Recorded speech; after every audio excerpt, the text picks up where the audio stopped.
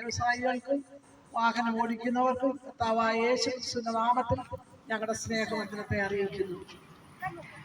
ഇന്ന് പൽക്കാലം ഞങ്ങൾ മുത്തോപ്പുഴയുടെ പ്രദേശത്ത് നിന്ന് ഈ ദേശത്തേക്ക് കടന്നു വന്നിരിക്കുന്ന നല്ലവരായ ഈ നാട്ടുകാരോട് അല്പസമയം കർത്താവായ യേശുക്രിസ്തുവിനെ പറ്റി പറയുന്നതിന് വേണ്ടിയാണ്.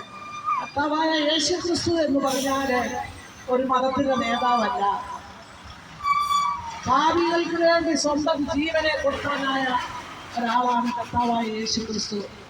അത് ഒരു മതത്തിന്റെ നേതാവോ ഒരു മതം സ്ഥാപിക്കുന്നതിനോ വേണ്ടിയല്ല ഈ ലോകത്തിൽ വന്നത്. ഭാവികളായ മനുഷ്യർക്ക് വരുന്നതിനും അടിമകളായിട്ടാണ് ഈ നാളുകളിലെ ഈ പ്രത്യേകിച്ച് നമ്മുടെ ഇന്ത്യ മഹാരാജ്യത്തിൽ പ്രത്യേകിച്ച് കേരളം കടന്നു പോകുന്നത്. കൊച്ചു കുഞ്ഞുങ്ങൾ പോലും അതിന് അടിമകളാണ്.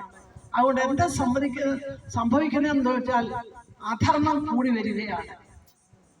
ധർമ്മം എന്താണെന്ന് മനസ്സിലാകത്തില്ല, ആർക്കും അറിയത്തില്ല. അധർമ്മം കൂടി വരികയാണ്. മദ്യവും മയക്കുമരുന്നിനും ഒക്കെ അടിമയായി, പാപത്തിന് അടിമകളായി, എന്ത് ചെയ്യണം, എങ്ങനെ ചെയ്യണം, ആരോട് എങ്ങനെ പെരുമാറണം എന്നൊന്നും അറിയത്തില്ല. മാതാപിതാക്കൾക്ക് മക്കളോട് സ്നേഹമില്ല, മക്കൾക്ക് മാതാപിതാക്കളോട് സ്നേഹവും ഇല്ല, വാത്സല്യവും ഇല്ല, അനുസരണവും ഇല്ല. ഓരോരുത്തരും ബോധിച്ച വഴിയെ പോവുകയാണ്. എന്നാൽ അങ്ങനെയല്ല ദൈവം മനുഷ്യനെ ആഗ്രഹിക്കുന്നത്. ദൈവത്തിനൊരു ആഗ്രഹമുണ്ട്, തന്റെ സൃഷ്ടികളെ തന്റെ പോലെ ആവണം. തന്റെ സൃഷ്ടികളൊക്കെയും ഈ ലോകത്തിന്റെ അധർമ്മത്തിനും പാപത്തിനും അടിമകളാകാതെ വണ്ണം നീതിയും സത്യവും ന്യായവും പ്രവർത്തിച്ചുകൊണ്ട് ലോകത്തിൽ ജീവിക്കണം. നമുക്ക് അല്പകാലത്തെ ഇവിടുത്തെ ജീവിതം കൊണ്ട് നമ്മൾ തീരുകയല്ല. ഇതിനേക്കാൾ അപ്പുറമായിട്ടാണ് നമുക്കൊരു ജീവിതമുള്ളത്. ആ ജീവിതത്തിന് വേണ്ടിയാണ് നമ്മൾ കരുതേണ്ടതും ചിന്തിക്കേണ്ടതും. 70, 80, 70, 75 ഒക്കെ വയസ്സ് വരെ ആയിരിക്കാം നമ്മുടെ ഈ ലോകത്തിലെ ജീവിതം. ഇപ്പൊ അതുമില്ല. ഇപ്പം വർത്താനം പറഞ്ഞുകൊണ്ടിരിക്കുന്ന ഇടയ്ക്ക് ഒരു തലകറക്കം അല്ലെങ്കിൽ ഒരു നെഞ്ചിന് വേദന തീർന്നു. എന്നാൽ ഇതിന് ശേഷം നമുക്കൊരു ജീവിതമുണ്ട്. അത് നമ്മൾ എങ്ങനെ ചെലവഴിക്കും, എവിടെ ചെലവഴിക്കും എന്നുള്ള ചിന്താഗതി നമുക്ക് ഓരോരുത്തർക്കും ഉണ്ടായിരിക്കണം. അല്പകാലത്തെ ഈ ലോകത്തിലെ ജീവിതത്തിന് വേണ്ടി നമ്മളെ മറ്റുള്ളവരെ ഉപദ്രവിക്കുകയും മാനസികമായും ശാരീരികമായിട്ടും ഉപദ്രവിക്കുകയും പകയും പിണക്കവും വെച്ചുകൊണ്ട് പെരുമാറുകയും ഒക്കെ ചെയ്യുന്നു. എന്നാൽ അതൊന്നും ശാശ്വതമല്ല. നമുക്കൊരു നല്ല ജീവിതം വേണം. ഏത് മനുഷ്യനും ആഗ്രഹിക്കുന്ന ഒരു കാര്യമാണ് ഈ ലോകത്തിൽ ഒരു നല്ല ജീവിതം വേണം. മരണാനന്തരവും നമുക്ക് നല്ല ജീവിതം. അതുകൊണ്ടാണല്ലോ എല്ലാ ആൾക്കാരും മരണത്തിന് ശേഷവും അവർക്ക് വേണ്ടി അനേക കർമ്മങ്ങൾ ചെയ്യുന്നുണ്ട്. ജീവിച്ചിരിക്കുന്ന മക്കളാണെങ്കിൽ മാതാപിതാക്കളെ ഓർത്ത് പ്രാർത്ഥിക്കും. അവർക്ക് മരിച്ചുപോയ അവർക്ക് വേണ്ടി പ്രാർത്ഥിക്കും. എല്ലാ വർഷവും പ്രാർത്ഥിക്കും.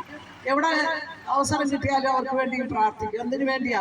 മരിച്ചു പോയാലും അവിടെ ചെന്നൊരു നല്ല ജീവിതം നയിക്കണം. എന്നാൽ അതിനുവേണ്ടി നമ്മൾ ഇവിടെ വെച്ച് തന്നെ അത് ഒരുങ്ങണം. മരിച്ചതിന് ശേഷമല്ല, മരണത്തിന് മുമ്പേ നമ്മൾ അവിടുത്തെ ജീവിതത്തിന് വേണ്ടി ഒരുങ്ങണം. കർത്താവായ യേശുക്രിസ്തുവിനെ വിശ്വസിച്ചാൽ എന്നാൽ നീ നിന്റെ കുടുംബവും രക്ഷ പ്രാപിക്കും.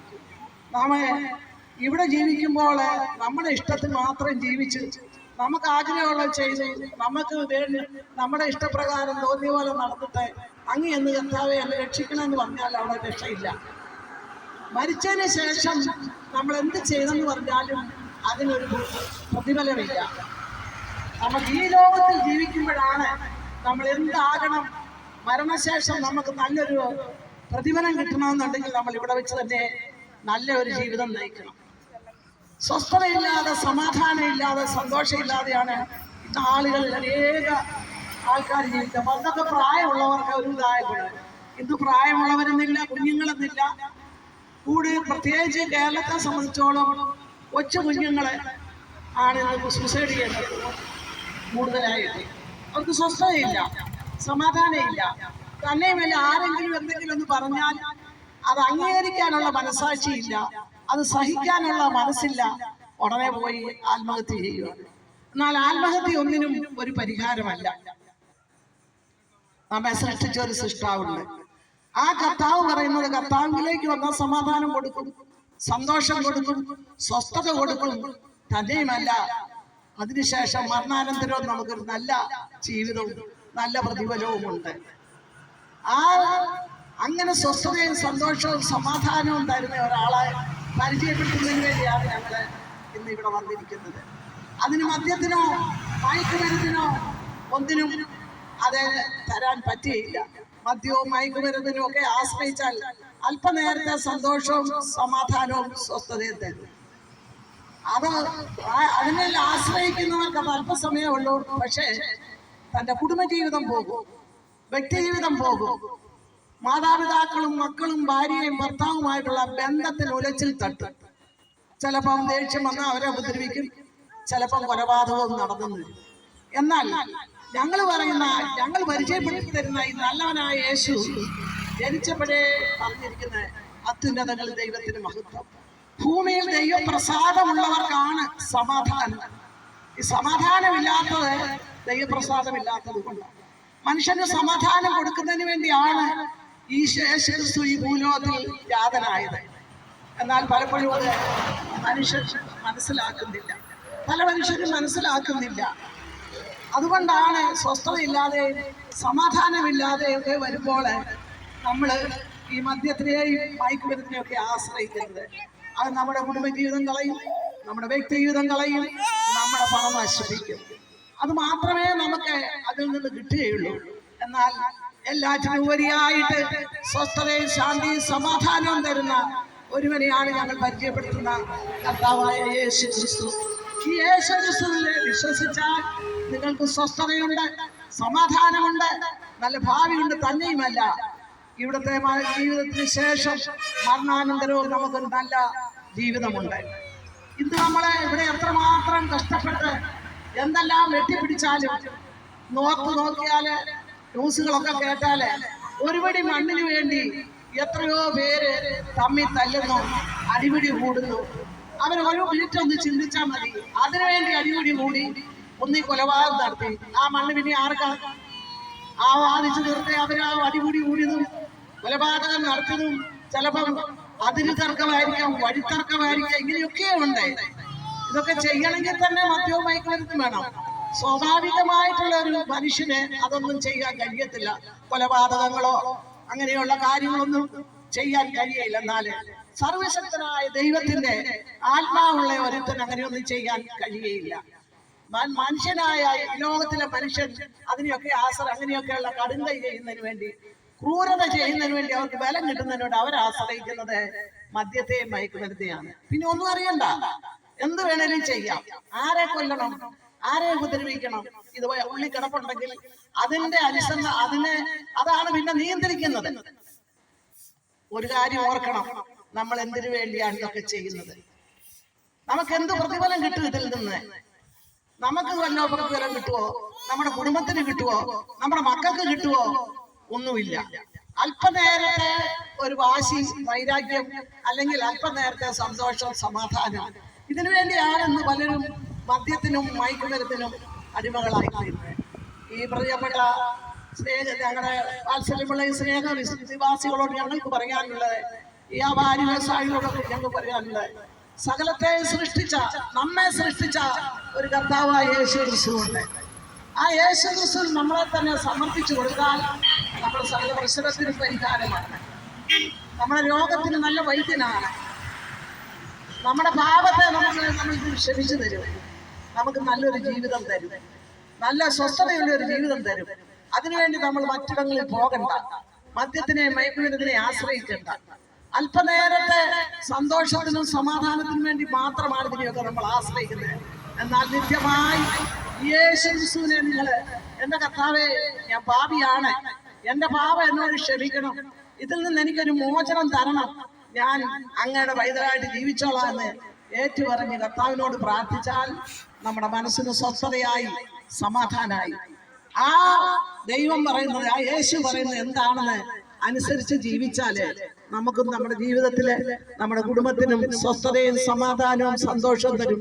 തന്നെയുമല്ല, ഇന്ന് നമ്മൾ മരിച്ചാൽ എവിടെ പോകും? ഇന്ന് മരിച്ചാൽ നമുക്കൊരു നിത്യജീവൻ വേണ്ടേ? നമുക്കിന്ന് മരിച്ചാൽ യേശു ക്രിസ്തുവിന്റെ അടുത്തില്ല. അവിടെ ദുഃഖമില്ല, വിലാപമില്ല, രോഗമില്ല, കണ്ണുനീരില്ല, അസമാധാനതയൊന്നുമില്ല. അവിടെ നിത്യം സന്തോഷവും സമാധാനവും സ്വസ്ഥതയും മാത്രമേ ഉള്ളൂ. അങ്ങനെയുള്ള ഒരു ജീവിതത്തിന് വേണ്ടിയാണ് നാം ആഗ്രഹിക്കേണ്ടത്. ഈ ലോകത്തിലെ അല്പകാലത്തെ ജീവിതത്തിന് വേണ്ടി അല്ല നമ്മളെ ദൈവം ഈ ലോകത്തിലേക്ക് വിട്ടിരിക്കുന്നത്. ഈ ലോകത്തിൽ നമ്മൾ എങ്ങനെയായി തീരും, നമ്മൾ എങ്ങനെയാണ് ജീവിക്കുന്നത്, അതിനുള്ള ഒരു അവസരം നമുക്ക് തന്നിരിക്കുക, സ്വാതന്ത്ര്യം തന്നിരിക്കുക. എന്ത് വേണേലും ചെയ്യാം, എവിടെ വേണേലും പോകാം, ഏത് ക്രൂരകൃത്യങ്ങളും ചെയ്യാം. പക്ഷേ ഇതിനെല്ലാം അവസാനം കണക്ക് ബോധിപ്പിക്കേണ്ട ഒരു ദിവസമുണ്ട്. അന്നാണ് നമ്മൾ നേരെ നിൽക്കേണ്ടത്. അതുകൊണ്ട് ഞങ്ങൾക്ക് സ്നേഹമുള്ള ഈ വാത്സല്യ നിവാസികളോട് പറയുവാനുള്ളത്, നിങ്ങളൊക്കെയും ഈ യേശു ക്രിസ്തുവിന്റെ വചനത്തിലെ അക്രമത്തിനും അനീതിക്കും വെറുക്കൂത്തിനും ഒന്നും സമയം കളയാതെ ഈ യേശു ക്രിസ്തു എന്തു പറയുന്നോ അത് അംഗീകരിച്ചുകൊണ്ട് മദ്യത്തിനും മയക്കുമരുന്നിനും സമാധാനത്തിനും വേണ്ടി ആശ്രയിക്കാതെ ഈ യേശു ക്രിസ്തുവിനെ സ്വന്തം രക്ഷിതായി, കർത്താവേ ഞാൻ അങ്ങയുടെ ഒരു പൈതലാകാൻ ആഗ്രഹിക്കുന്നു, എന്നെ സ്വീകരിക്കണേ എന്ന് പറഞ്ഞാൽ യേശു ക്രിസ്തു നിങ്ങളെ സ്വീകരിക്കും. നിങ്ങൾക്ക് സ്വസ്ഥത തരും, സമാധാനം തരും. നിങ്ങളുടെ ജീവിതത്തിൽ ഇതിന് ശേഷം മരണശേഷം ഒരു നല്ല ജീവിതം ദൈവം നിങ്ങൾക്ക് വേണ്ടി വെച്ചിട്ടുണ്ട്. ആ ദൈവത്തെ പരിചയപ്പെടുത്തുന്നതിനാണ് ഞങ്ങൾ വന്നത്. നിങ്ങളാരും നശിച്ചു പോകരുത്. നിങ്ങളാരും ഈ ലോകത്തിലെ അനുരൂപമായിട്ട് മദ്യത്തിനും മയക്കുമരുന്നിനും കൊല്ലിനും കൊലയ്ക്കും അക്രമത്തിനും അനീതിക്കും അതും അടിമകളാകാതെ ഇവിടെയുള്ള നമ്മുടെ സമസൃഷ്ടങ്ങളോട് സ്നേഹത്തോടെ സത്യത്തോടെ ആത്മാർത്ഥതയോടുകൂടി ജീവിച്ച് നല്ലൊരു അന്ത്യം പ്രാപിക്കണം. എന്നാലും നമുക്ക് സ്വസ്ഥതയുള്ള ഒരു ജീവിതം വേണം. നമ്മൾ മരിച്ചതിന് ശേഷം നമ്മുടെ മക്കളോ നമ്മുടെ ബന്ധുക്കളോ ആരെന്ത് ചെയ്തെന്ന് പറഞ്ഞാലും അതിനൊന്നും ഒരു പ്രയോജനമില്ല.